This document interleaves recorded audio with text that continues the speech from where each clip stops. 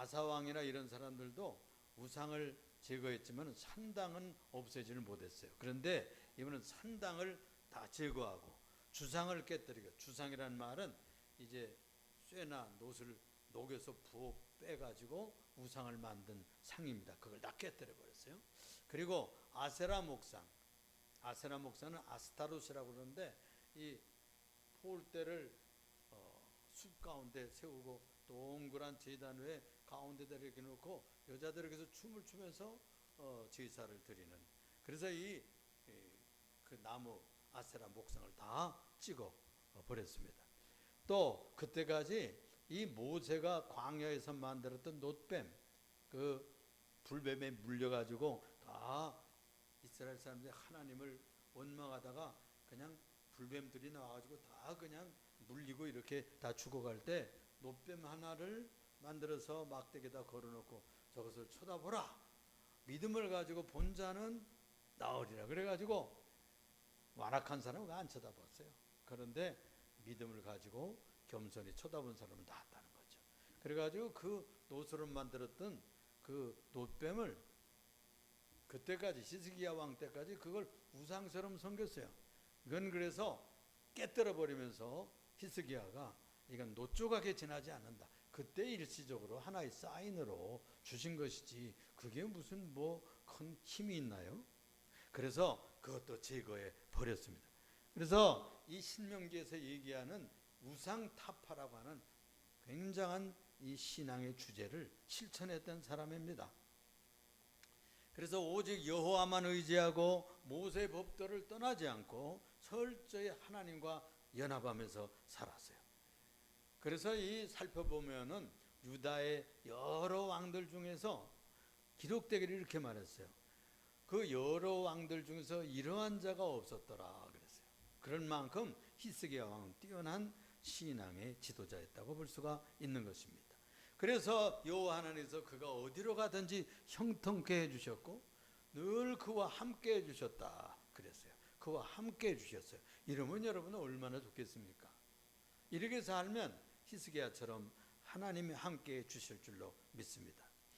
아하스 때까지 섬기던 아시리아를 버리고 반기를 들었어요. 그러나 북이스라엘은 다른 방향으로 나아갔습니다. 우상을 섬기고 그리고 바알을 따르다가 끝내는 BC 721년, 주전 721년에 유명한 그 아시리아 제국에 패망하게 되고요. 백성들은 다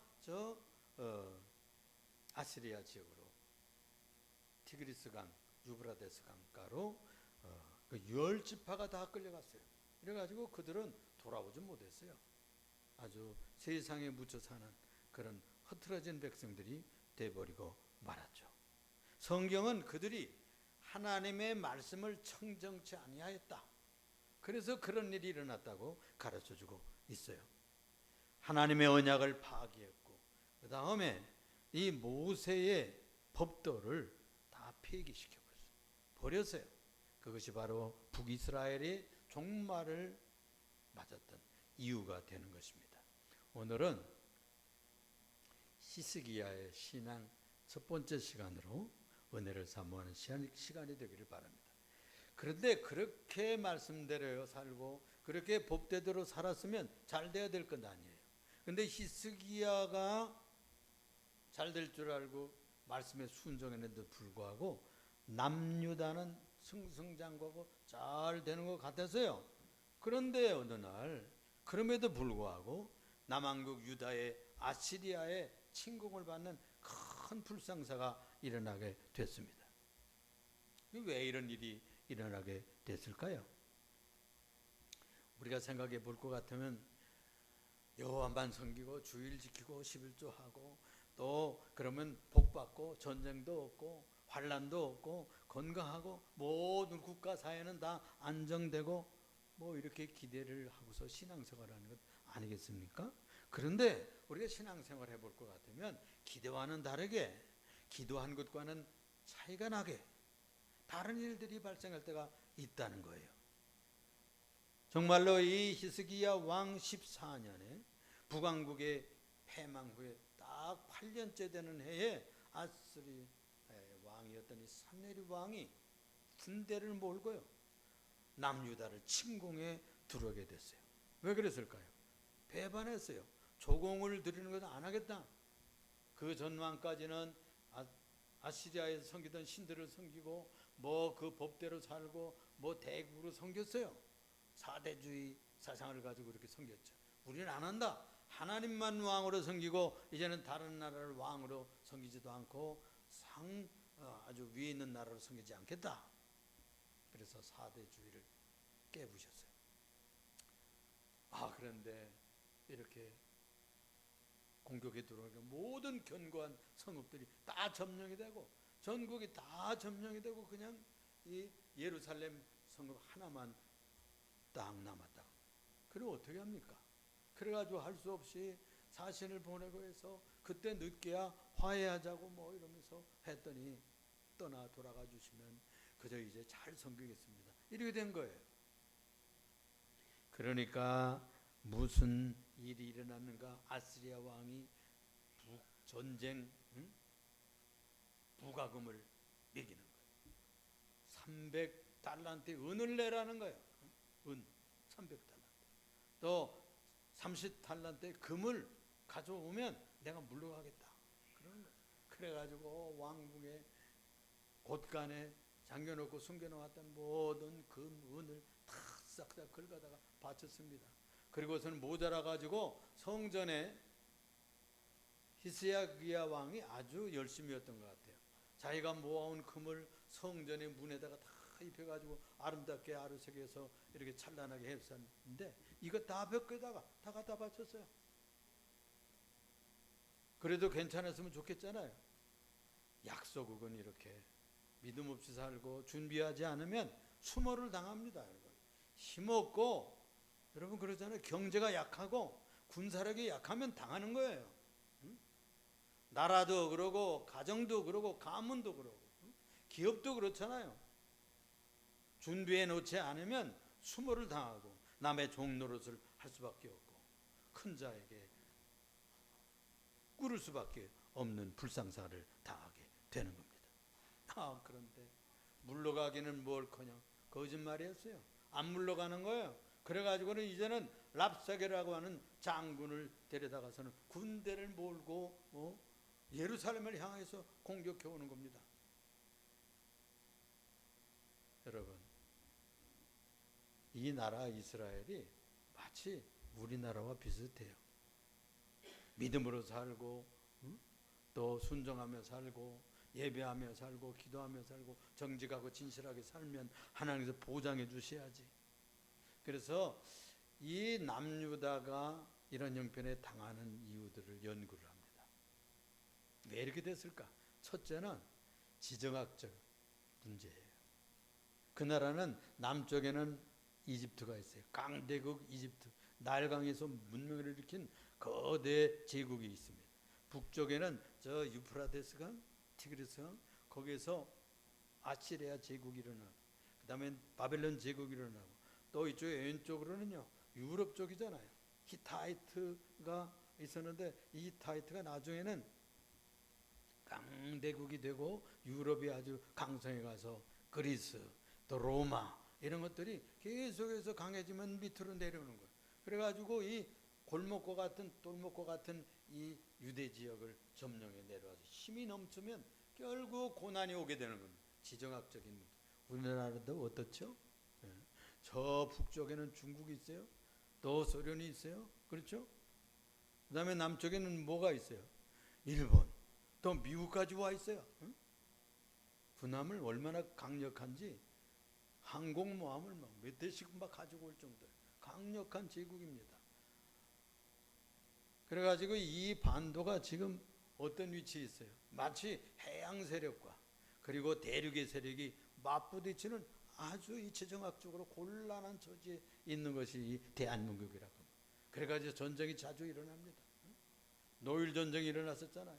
청일 전쟁이 일어났었잖아요. 임진왜란 때는 남쪽에서 또 올라왔었잖아요. 명나라가 뭐 우리를 살려다 올라와가지고 저희들끼리 회담을 하고 6.25 때도 마찬가지였어요. 똑같은 일이 계속됩니다. 지정학적인 문제가 우리로 하여금 고난 속에 훈련받고 연단받게 합니다. 그래가지고 함석헌 씨는 이 성경 성서적으로 본 역사를 썼어요. 우리 한국 역사를. 거기에는 두 번째 이유를 그렇게 보는 거예요. 훈련시키는 것이라는 거예요. 정화시키는 것이라는 거예요. 연단시키는, 고난 속에서 강한 민족을 만들고 아주 바른 백성들을 만들기 위해서 하나님께서 이 지역 속에서 쓰시고 있다. 그래서 시련이라는 거예요. 신앙의 훈련으로 보는 겁니다. 여러분들 사업을 하고 직장을 하고 또 무슨 세상에 나가 살아갈 것 같으면 어려운 일들이 많이 오잖아요. 내가 정직하게 살고 진실하게 살고 내가 헌금 마치고 이렇게 잘했는데 왜 이런 환난이 오는가, 이렇게 여러분들 생각할 때가 있어요. 하나님께서는 우리를 연단시킵니다. 하나님께서 우리를 더 수준 높은 단계로 올리기 위해서, 정화시키기 위해서 그런 고난을 사용하시거든요. 연단을 통해서 우리가 정금같이 나오리라, 그런 말씀이 욥기에 있잖아요. 그런 것처럼 우리를 훈련하기 위해서 쓰신다고 하는 거예요.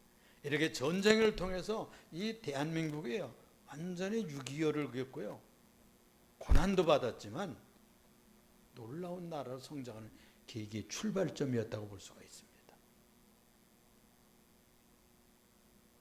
그렇습니다, 여러분.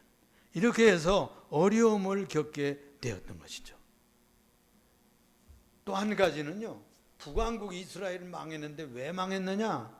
아주 그들은 망해버리고 말았어요. 죄 때문이라는 것이죠. 우리나라가 왜 이런 고난이 많을까? 기도하는 분들이 죄가 많았었다는 거예요. 우리 한국이. 조선시대에는 그렇게 그냥 사색당쟁을 하면서 반대파면 그걸 놔두지를 못했어요. 그냥 쫓아내고 이렇게 쓰면 시골에 가서 살게 하면 되는데, 그냥 반대파는 그냥 혈족을 멸했어요. 그냥. 이런 사악한 분쟁이 죄값입니다. 또 한 가지는 우리가 한국 기독교가, 교회가 중요하거든요.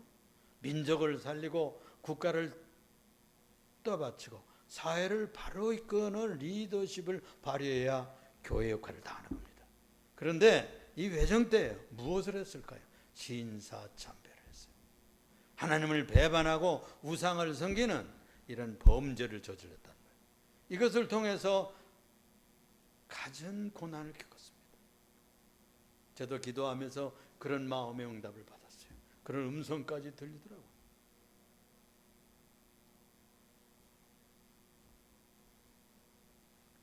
그래가지고서는 이 랍사게라고 하는 장군이 자기의 병사들을 이끌고 어디까지 올라왔는가 하니, 예루살렘 성 밖에 아주 높은 둔덕에 그 윗못가에 세탁자의 발 큰 길 옆에 서가지고 소리를 고래고래 지르면서 이스기야 왕아 나와라 나와라, 먼저 소리를 치는 거예요.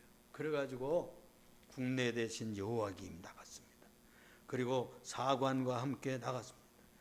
요아스 또 서기관 셈나 셋이 나가가지고 대표로 나갔어요. 그러니까 이 랍사게 장군이 말이에요, 소리칩니다. 히스기야 왕한테 전하라. 네가 뭘 의지하고 누굴 의지하면서 나를 배반하였느냐? 애굽을 의지했느냐? 애굽을 의지하면 그것은 의지하면 의지할수록 부러지는 갈대라. 너희 손을 찌르고 너희를 상처를 줄 거야. 이러면서 남쪽에 있는 그 강대국을 무시하면서 거기에 의지하지 말라 이거예요. 네가 여호와를 의지한다면서 산당을 없애고 또 우상 제단을 헐고 예루살렘에서만 예배하라 제사하라 했다는데, 너는 아수르 왕과 내기하라. 당장 우리와 싸우기 위해서 내가 말 2,000피를 줄 테니까 너희 군사 동원해서 싸우러 나와. 이러면서 모욕을 하는 거예요. 우리들 장수 하나만 내보내도 너희들은 꼼짝 못할 거야. 이기지 못할 거야. 이렇게 하면서 우리가 올라온 것은 여호와 하나님이 허락하지 않았으면 올라왔겠어? 이러면서 하나님의 이름을 도용하고 하나님의 권위를 악용하면서 모독을 했습니다. 이건 신앙 모독이죠. 하나님을 모독하는 거예요. 그러니까 이거 뭐 나 같은 사람들이 아니 유단말로 하지 마시고 아람말로 하세요. 아람말은 잘 못 알아듣는 그때 당시에는 이 유단말 히브리 말로만 했는데 이 랍사기가 얼마나 유식한지요. 유단말로 그런 일을 막 하는 거예요. 그러니까 백성들이 지금 어디에 있어요? 예루살렘 성벽 위에서 지키고 해서 창 들고 다 지키고 있는데 이 군사들한테 그런 얘기가 다 들려오는 거예요. 다 알아듣는 거예요. 그러니까 이 대표자들이 제발 유단말로 말하지 마시고 우리만 알아듣는 아람말로 해주세요. 그러니까 화를 내면서 무슨 소리야? 너희들뿐만이 아니라 백성들 저 성벽 위에 앉은 저 군사들에게도 대변을 먹이고 소변을 마시게 할 거야 하면서 큰 심한 모욕을 했던 것이죠. 그러면서 이렇게 계속 얘기하는 거예요. 히스기야에게 속지 말라. 여호와를 의뢰하지 말라. 그 말을 듣지 말라. 그가 반드시 건질 거다. 항복하지 말라. 이런 얘기들은 절대 들으면 안 돼. 믿지 마라. 다 나와서 우리에게 항복하라. 이렇게 자꾸 권면을 합니다. 그러면 너희를 데리고 가서 포도가 아주 잘 되는 땅, 또 꿀이 흐르는 땅에 너희를 데리고 갈 것이다. 이러면서 유혹을 하는 거예요. 우리가 생각해 보면 이 18장의 얘기들을 쭉 살펴보면 이것은 마귀의 소리예요. 사단의 소리를 어찌 그리 닮았는지요. 18장 34절 35절에 보면 하맛과 아르밧 신들과 그들이 다 어디 갔냐? 스발라임 신들이 어디 있느냐? 헤나와 이아와 그 신들이 다 어디 있느냐? 또 망해버린 저 8년 전에 망한 사마리아의 신들이 자기들을 건졌느냐? 민족의 모든 신들 중에 누가 그의 땅을 건져내었느냐? 아수르의 손에서 건질 수가 없다는 거예요. 민족의 모든 신들 중에 누가 그 땅을 건져낸 신이 없다고. 그러니까 아수르 왕의 신이라 이거예요. 신보다 강하다는 겁니다. 그렇게 건졌기에 여호와가 예루살렘을 내 손에서 건지겠느냐 하면서 그냥 모욕을 하고 이렇게 소리를 지를 겁니다. 그러니까 여호와 하나님에 대한 도발이었어요. 정말로 적들은 이 적장을 보내가지고 저들에게 심리전을 폈다고 볼 수가 있습니다. 적들이 공격한 것은 성벽을 공격하지 않았어요. 석벽을 공격하지 않았어요. 석부 하나 쏘지 않았어요. 그리고 화살 한 방 쏘지를 않고서는 지금 무엇을 쏘고 있느냐? 믿음의 성벽을 쏘고 있는 것이죠. 저들이 가지고 있는 믿음의 그 마음의 도성을 공격하기 위해서 심리전을 펴고 있는 겁니다. 이게 마귀의 작전이에요. 지금도 여러분 당장 가정이 무너지고 사업이 안 되고 그럽니까? 그런 것이 문제가 아니라 제일 먼저 공격하는 것이 뭐예요? 여러분들의 마음, 믿음의 심령을 무너뜨리기 위해서 가진 작전을 펴는 겁니다. 듣기 싫은 소리, 낙심스러운 소리, 불평의 소리, 원망의 소리, 비난의 소리, 여러분들이 별 볼 일 없는 존재라고 이 사단은 여러분들을 아주 약호주의고 그 용기를 깎아내리기 위해서 가진 수단 방법을 다 하는 것이죠. 그래서 먼저 무너뜨리기 전에 가장을 무너뜨리는 것이죠. 가정에서. 또 사업장에서는 사장을 무너뜨리면 되니까 사장을 무너뜨리면, 학교에서는 교장을 무너뜨리고, 하여튼 반에서는 반장 하나 잘못하면 그 반장이 C급으로 떨어지는 거예요. 그 학급이. 그런 것처럼 지도자를 공격하게 되는 것이고, 그 믿음의 도성을 공격하게 되는 것이고, 그 정신적인 레벨을 다운시키고 그 기준을 무너뜨리기 위해서 사탄은 공격하는 것입니다. 그러한 때 여러분들 왕과 지도자들은 어떻게 해야 되겠습니까? 믿음을 포기하라고 너희들의 신념을 동댕이 치라고 했을 때 그거 어떻게 해야 되겠어요? 이러한 위기 때, 절세절명의 때 지도자의 처심이 중요한 것이죠. 그래서 국가 사회의 미래를 이끌어가는 왕들, 대통령, 지도자가 중요한 것이죠. 가장이 중요한 것이고 기업에서는 사업주가 또 경영주가 중요한 중요한 것입니다. 랍사게가 가져온 편지가 있었어요. 그러고서는 편지를 사실에게 줘 보내는 거예요. 편지를 읽어보니까요, 기가 막힌 소리가 들어있습니다. 이 편지를 받고 히스기야 왕이 옷을 찢었어요. 왕복을 찢었어요. 회개하는 모습입니다. 이스라엘 사람들이 회개할 때는 옷을 찢었어요. 또 신하들도 다 옷을 찢고 배를 두르고 베옷을 입고 히스기야는 어디로 올라갔어요? 성전에 올라갔어요. 성전에 올라가서 편지를 펴놓았습니다. 그리고 신하들은 베옷을 두르고 이사야 선지자에게로 갔어요. 그래가지고 오늘은 환난의 날입니다. 곤고의 날입니다. 해산을 하려고 해도 해산할 힘이 없는 산부처럼 우리가 정말로 큰일 났습니다. 기도해 주세요. 기도해 주세요. 랍사게가 아스루 왕의 보냄을 받아서 살아계신 하나님을 비방하고 지금 성벽 밖에서 고래고래 소리 지르면서 하나님을 모독하고 이렇게 했습니다. 여호와 하나님께서 들으셨을 것입니다. 당신이 섬기는 이사야 선지자, 당신이 섬기는 여호와 하나님을 비방했으니 주님께서 심판하실 것 같습니다. 기도해 주세요. 이때 이런 예언이 왔어요. 이사야 선지자가 이렇게 전했습니다. 너희를 보낸 너희 주에게 전하라.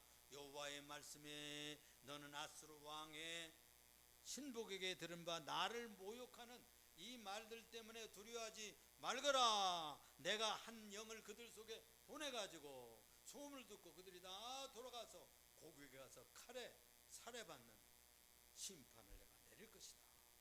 이런 예언이 나오게 됐던 것입니다. 히스기야도 성전에 올라가서 기도했죠. 이 유명한 히스기야의 기도입니다. 베옷을 입고 올라가서 천하 만국을 다스리신 여호와 창조주 만군의 하나님이여, 귀를 열어 들어주세요. 눈을 떠 보아주세요. 이 편지의 글들을 읽어주세요. 적장이 보낸 이 편지를 하나님의 제단 앞에 놓고 읽어보시라는 거예요. 여러분, 이 히스기야 왕의 기도를 하나님께서 들어주시지 않겠습니까? 아수르 왕이 여러 민족과 그들의 땅을 다 황폐하게 하고 신들을 불에 던졌는데 그건 신들이 아니고 아예 처음부터 사람들이 만든 돌과 그리고 나무로 깎아 세웠던 그런 우상들이기 때문에 불에 던져서 멸할 수가 있었다는 거예요. 여호와여, 우리를 그들의 손에서 건지소서. 저 아수르 왕의 손에서 건지소서. 그래야 하시면 천하 만국의 여호와 하나님만이 참 하나님이신 줄을 알게 될 것입니다 하면서 하나님 앞에 간절히 구했던 것입니다. 그렇습니다. 그러니까 환난을 주시는 일이 있죠. 고난을 주시는 일이 있어요. 그것을 어떻게 해야 되겠습니까? 그 문제 때는 기도해야 돼요. 히스기야가 한 것처럼, 히스기야의 신하들이 한 것처럼 하나님 전에 나아가고 주의 정도를 찾아 나아가서 기도를 부탁하고 중보를 부탁하고 하나님 앞에 아뢰면 주님께서 구원을 통해서 하나님의 영광을 드러내고 싶어 하시는 것입니다. 이런 고난 속에 하나님의 영광이 드러나는 것이죠. 이 환난 속에 구원하시는 맛을 볼 수가 있는 거예요. 이런 체험을 신앙생활 속에서 건지시는 것을 체험을 해야 재미가 있는 것이죠.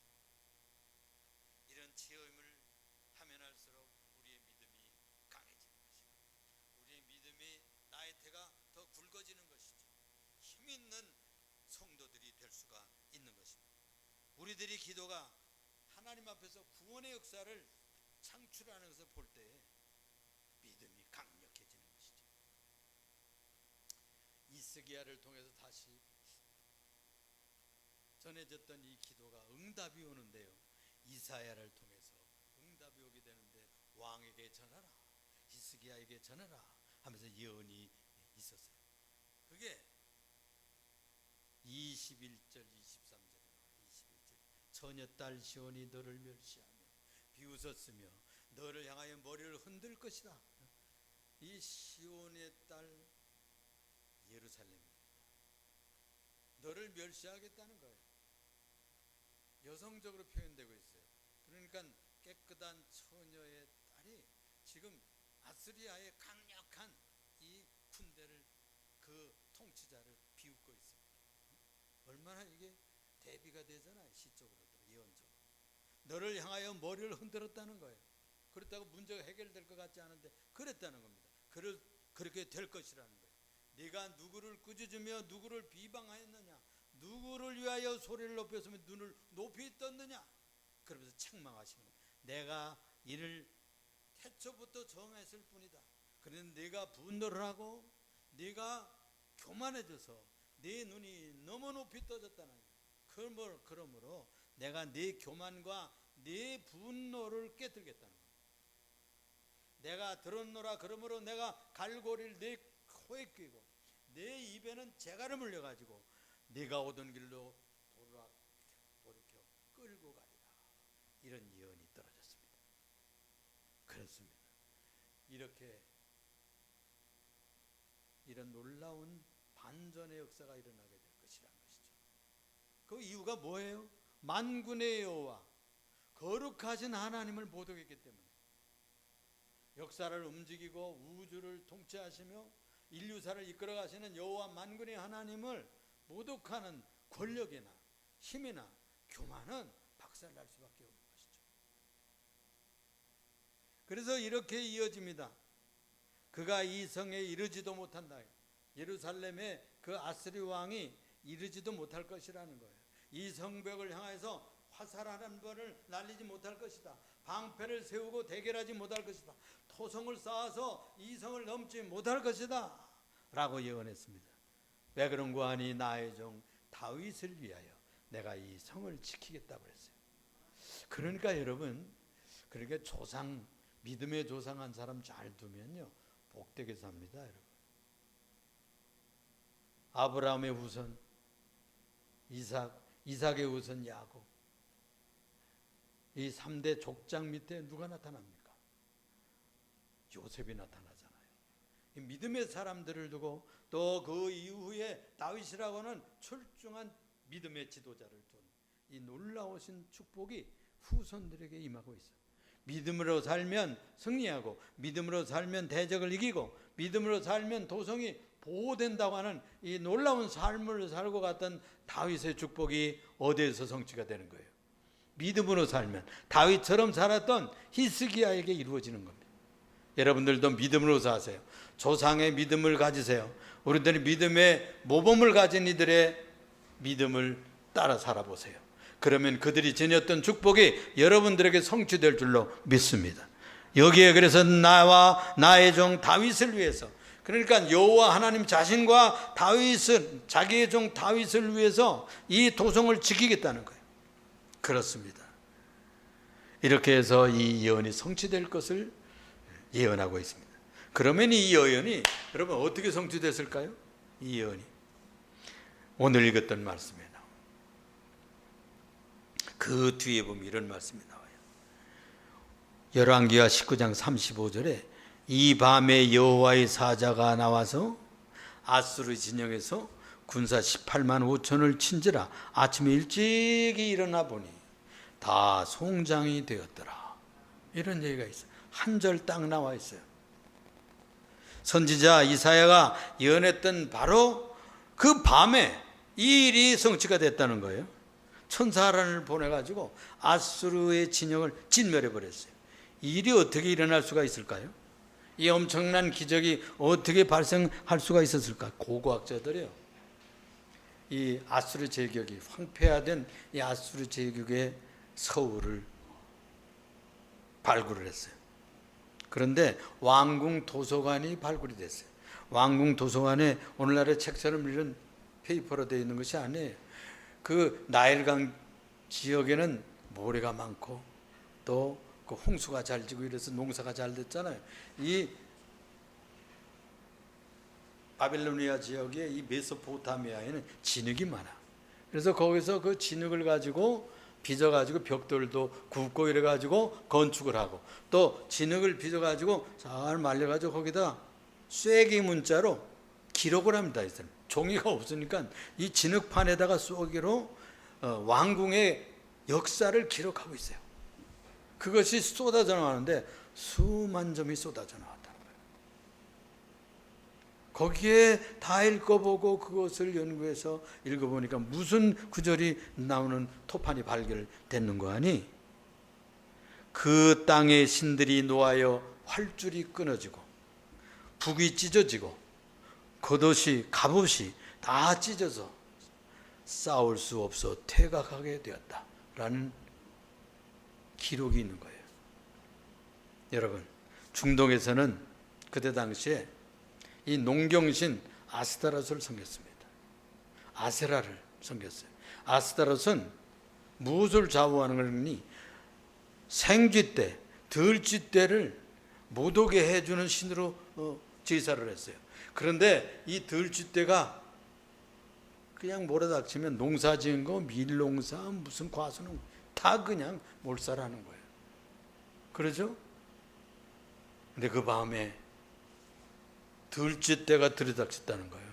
그래가지고 활줄을 끊고 가죽 제품은 다 갉아먹고 북을 다 찢고 또 갑옷, 가죽 갑옷들을 다 그냥 갈궈놨어요. 쏠아놨어요.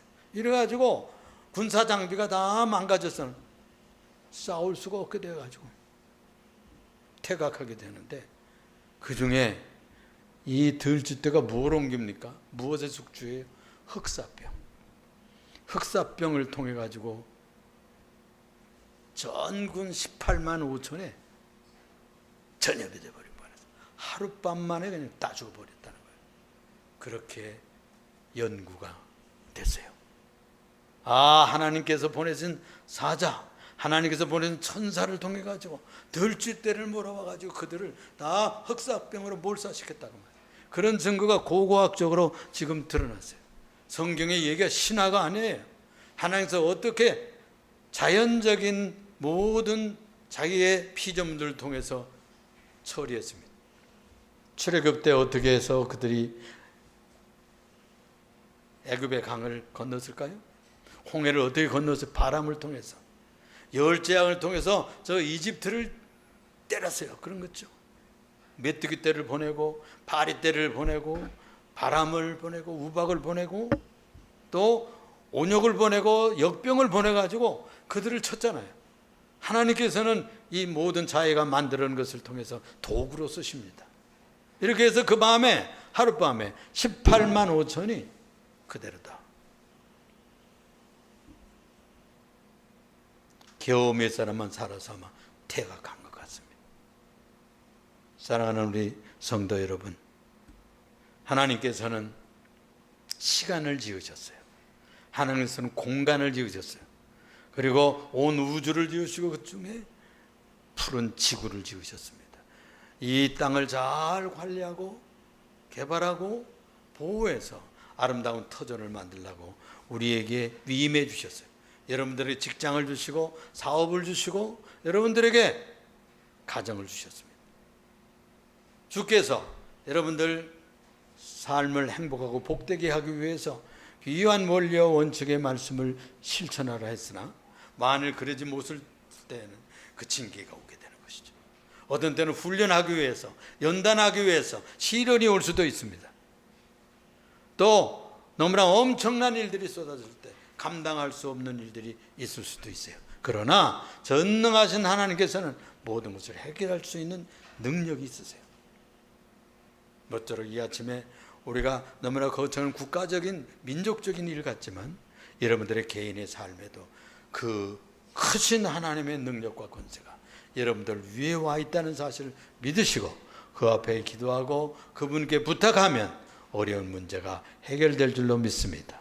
막혔던 문제는 뚫리게 하시고 열리게 하시고 닫혔던 것들이 활짝 열리고 맺혔던 것이 풀리는 역사가 일어나기를 주님 이름으로 축원합니다.